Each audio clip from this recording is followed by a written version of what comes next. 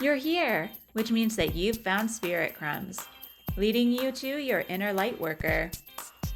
I will be sharing how these tiny little hints from the universe have led me to where I am today. I hope that by hearing my story and the stories of others, you'll pick up your own spirit crumbs along the way that will lead you to somewhere magical. Thanks for coming along for the journey. Let's see where it takes us. Welcome to another episode of Spirit Crumbs. I am your host, 𝘀𝗲𝗄𝗃.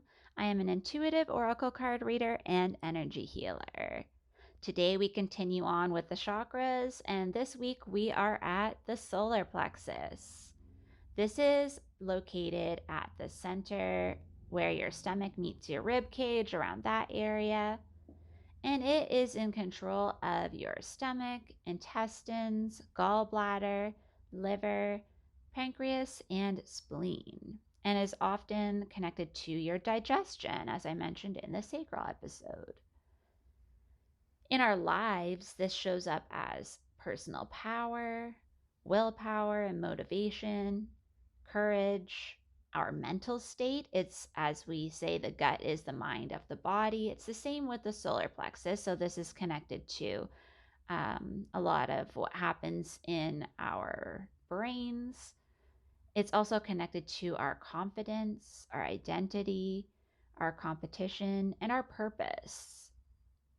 Yellow is the color of the solar plexus. So it's, again, with the solar, that's connected to the sun. And so that's where we get this power. It's what powers our planet. Solar power is what I like to think of, how I connect the energy of the solar plexus to my life. It's like, this is the power, my willpower. I've said the word power about 1,000,000 times now. And with that being said, things that come up in crystals, the energies, are sunstone, which I know I mentioned in the sacral episode because of its connection to the sun and giving us that vital energy that we need.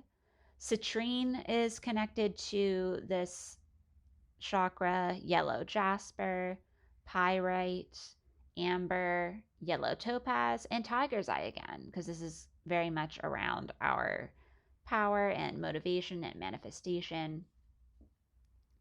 The animals that are connected to the solar plexus chakra, in the Hindu tradition, it's the ram. For me, what's been coming up a lot is the cheetah, because it's also connected to like solar energy. It's very masculine, it's very driven, it's fast, it's forward moving, and just the movement in general is very, very quick. It's very directed energy. I very much resonate with that. As I was saying last time, I'm very good at moving forward and just wanting to keep going. I'm not good at slowing down in the sacral area. So for sure, I definitely resonate with this cheetah energy. The dragon has also been coming up because it's a symbol that came up for me because I keep being told that I have this inner fire that wants to expand, but I'm holding it back and keeping it small. And this is definitely around my mental energy where I'm always trying to figure things out and I'm not letting it flow. And this is very much around the solar plexus. Also, I connected it to the dragon because dragons breathe fire. And in the 𝘀𝗃 deck, the dragon card is connected to the solar plexus, talking about that inner fire again and how you're lighting this fire. And a lot of that also is mentioned as like it being the third, the top of the human lower chakras. And so once you've built up your stability, you've gotten into your creative flow, then the next thing you need is that power to push things forward and to really move into that confidence that you can move forward with it and get things going.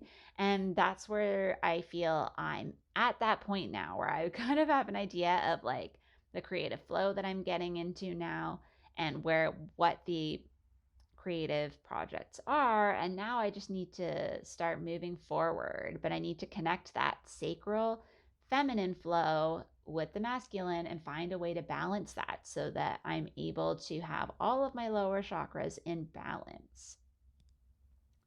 And another thing that came up recently was the lion. Again, very connected to the sun, very much a courage animal, the lion heart. It also comes up for me a bit around the heart chakra, but it came up as like Leo energy, which is again the sun. It's creative, it's fun, it's playful, and connected to the Leo season, which is, starting in the summer. And right now, Mars is in Leo. And so that gives us very much Mars is all about ambition and moving forward, more so action, I guess, than ambition is the better way to say it. And so that is, again, solar feeling to me, even though it's obviously its own planet. I think this joins really well with Leo of like lighting a fire under our asses, which just came in my head when I was thinking of like how to explain what it means to me when I see it. But yeah, those animals, it's always good to have an animal energy that maybe you can channel and look at and see how you can adopt those qualities. The foods that are suggested for the solar plexus are, of course, around the color yellow. So pineapple, lemon, ginger, bananas, sunflower seeds, because, of course, the sunflower is yellow and has the word sun in it. And then also things like beans, peppers, oats, turmeric as well, just because it still has that yellowish color in the food. And then chamomile tea, because I think that can calm us down a little bit, but also help enhance those other positive qualities. And then that leads into scents, where lemongrass, lemon, of course, ylang ylang again, geranium, grapefruit, cedarwood, juniper, black pepper, and then rosemary. Those are all seen as very good for the solar plexus and also for digestion as well. And then the gods that I found for the Hindu tradition are Rudra and Lakini. And then Athena, the goddess of war, which actually I didn't realize until now, really does tie into that Mars energy that I've been feeling around the lion and Leo season right now. So Athena could be a good goddess to tap into for your solar plexus. And then how this might look if you're looking at your solar plexus and maybe some areas where you could give some extra attention to if you may feel a little bit blocked or feel like you're not quite feeling that fiery energy right now, that you may be experiencing a lack of confidence and some self-doubt. You may be feeling depressed or stressed, again, with the mind being connected. It may lead to some procrastination. You may even feel that you're not connected to your purpose right now, or you might feel helpless, like you just don't know what to do. And then on the outside, you may be feeling judgment or a fear of rejection from people. You may be really sensitive to criticism, and external validation might be what you're seeking instead of looking for that self-motivated feeling that you get when it's balanced. And then if it's really overactive, you might be really competitive. You might be super just burnt out as opposed to just being stressed. And you may be very aggressive. You might just feel yourself going into combat every chance you get just because you have too much energy in that area. And then when it's balanced, like I said, you feel more self-motivated, you feel really driven from an internal place.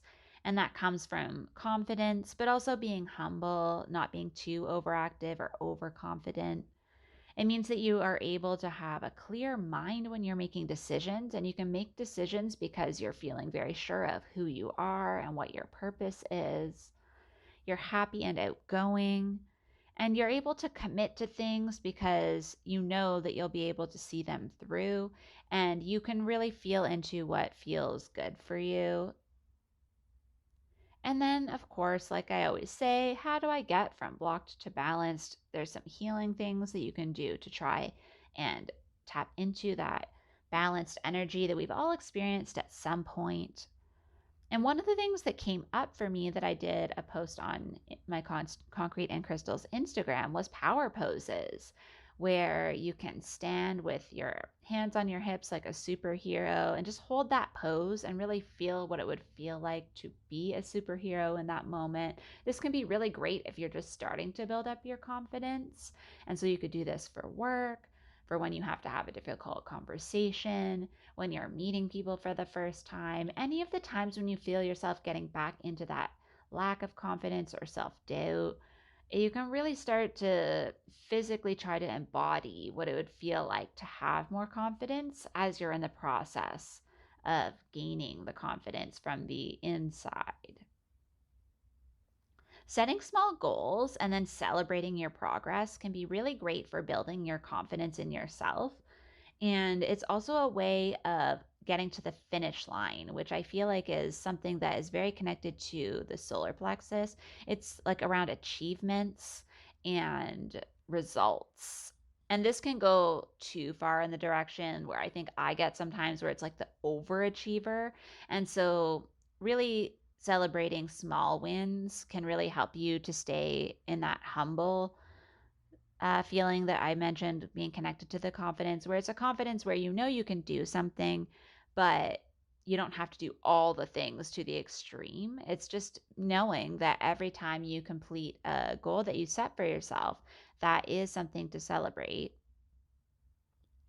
And then sometimes when we're in this process, we might start to think about like what our identity actually is and picking it apart and being like, how much of this was internal of how I actually feel about myself and who I actually want to be, or how much of this is external, things that people in society told me I should be, or things that maybe family members told us, like, you're very good at this, you should do this. But maybe it's something you didn't want to do. It just maybe is something you happen to be good at or better at than they were.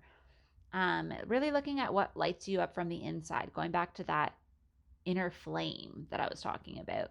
What really gets you feeling in that mode of, I really need to do this, and feeling driven towards it, and where you can really push forward with less effort, with less resistance, because it's something that resonates with who you feel you are and what your purpose might be. Healthy eating and keeping your digestion really healthy is, of course, good for the solar plexus. And I feel like vitamin C, I don't know if this is true, but for some reason this came to mind when I was reflecting on the solar plexus, that because it's sun energy, vitamin D and vitamin C, just for some reason, felt really important to make sure that those levels are in check. Of course, checking with your doctor to see um, what your body is already resonating with those, and if you need the supplement or not, maybe. And then inner child healing, I feel, is really important for this, because a lot of our identity and where our confidence or lack of confidence or lack of self esteem starts is from childhood. So, really thinking about anybody, like I said, that's influenced your sense of identity and who you are and how much you trust yourself. Because if people are either rejecting you or telling you you're not good at something that you feel like you really love doing, or just criticizing you in general, it really does deflate your sense of confidence, and it can really also reduce your willpower. If you felt really driven towards something and you were on a roll and then someone was like, you're doing that wrong, it just kind of makes you not want to do it anymore, even if it's something you know you should be doing. You kind of get that, like, what's the point? And so doing inner child healing can be very empowering to go back and like tell that little child, like, no, you loved this, you should do more of this. And one way of doing that is through positive affirmations. First, of course, I'll just say that the bija mantra, or the seed sound for this, for the solar plexus, is ram. And the affirmations that I have here are: I am capable and in control of my life. I am authentic from the inside out. I am driven by my purpose.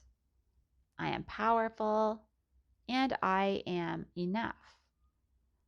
I really feel strongly that this like yellow positivity and movement can be achieved. I think we've all had that at some point, even if we have to look back to when we were a child. And Leo is actually very connected to the fifth house, which is connecting to children and childhood and that like playfulness. And so we can start to look at what times we felt that way and like maybe what we naturally were drawn to as children. And something that I came up with when I was doing the energy healing session for the solar plexus was just kind of a visualization or like guided process to take yourself through in terms of connecting to your who you are and feeling confident in sharing who you are and what your purpose is, or sharing parts of yourself with people. And it was just a little thing that came to mind. So I'm just going to kind of walk you through that. So you'll imagine that you're at a party with people you know from all areas of your life, people from work, from school, from your day-to-day life, friends and family. It's just a huge mixture of people. But there's also strangers, people you've never met before either, because everyone brought a +1, someone you don't know, and everyone's kind of commingling. You can't really go to one particular area as like a safety zone. And so your first thought is, I'm going to go to the bar and get myself a drink or a beverage of some sort just to regroup. And then you decide that it's probably time for you to come back into the group, and you start walking in, and somebody that you don't know comes up to you and says, "Oh, hi, I am friends with so and so. Why don't you tell me a bit about yourself?" And you know that there's a group of people next to you that are going to overhear this conversation. So what do you say? Do you look to see if someone you know is listening? Would that change your answer if you knew that someone you were acquainted with was listening in on the conversation? Would it depend on who was listening? Would the answer be different if it was a family member listening versus one of your friends or a coworker? Now, imagine the version of yourself that's connected to your inner child, who knows the very core of you, who knows your talents, your gifts, your best qualities, and your experience. What would that person say about you? That version that only knows those qualities, doesn't know all of the negative self-talk that you give yourself. Imagine that that version knows all of your shadows, but also just really sees how it's made you the powerful and courageous person that you are today. Now tell me about yourself. What does that version of you sound like? That was just an interesting perspective that came to me, and I think it would be good to journal on this. I think that journaling is always good for each of the chakras to connect into the energy and really get to the root of where those maybe blocks or places where we need some help are coming from. Often they'll be from the inner child, so solar plexus is a really good one to journal about.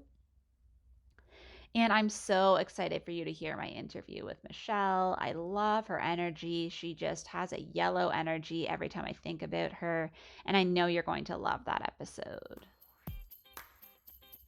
Thank you so much for joining me on another episode of Spirit Crumbs. You can find me on Instagram for this podcast at Spirit Crumbs, or you can also find me at Concrete and Crystals for my own spiritual offerings and more tidbits about my own journey. Thank you for listening, and we'll see you in the next episode.